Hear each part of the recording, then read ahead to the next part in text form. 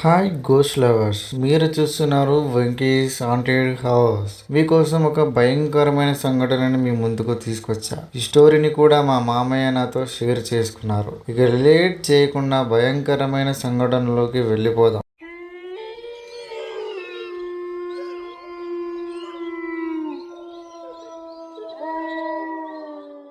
నా పేరు నరేష్. నేను ఒక జేసీబీ డ్రైవర్. అది 2015వ సంవత్సరం. యాదగిరి గుట్ట దగ్గర ఒక రైతు పొలంలో వర్క్ ఉండడంతో వర్క్ చేస్తూ ఉన్నాం. అప్పుడే మా ఓనర్ కాల్ చేశారు. నరేష్, మనకి నైట్ ఒక వెంచర్ లో వర్క్ ఉంది, తొందరగా వర్క్ కంప్లీట్ చేశాక నాకు కాల్ చేయి అన్నాడు. నేను కూడా ఓకే అన్నాను.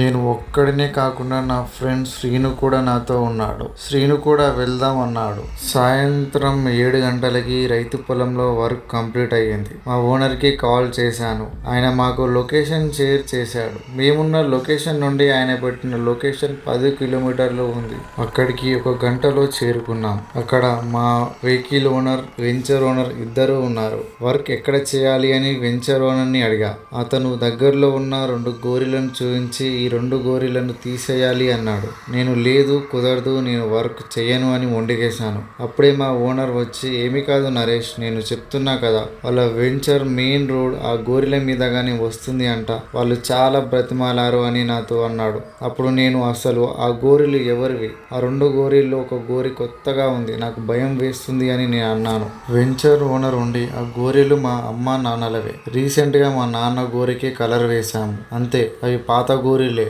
ఇక్కడ నుండి తీసి వేరే ప్రదేశంలో కట్టిస్తా, ఇక్కడ రోడ్డుకి అడ్డంగా ఉన్నాయని అతను అన్నాడు. అప్పటికి కూడా నేను శ్రీను మాట్లాడుకొని చెయ్యము అని చెప్పాం.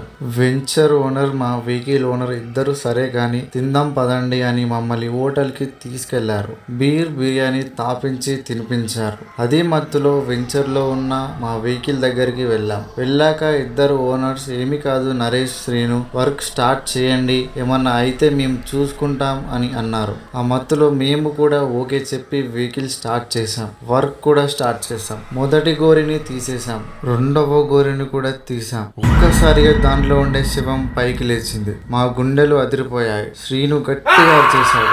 వెంటనే వెహికల్ దిగి వెంచర్ ఓనర్ ని, మా వెహికల్ ఓనర్ ని చాలా తిట్టాను. అది పాత గోరి అన్నారు. దాంట్లోని శవం చూస్తే రీసెంట్ గా చనిపోయినట్టు ఉంది అని చాలా తిట్టాను.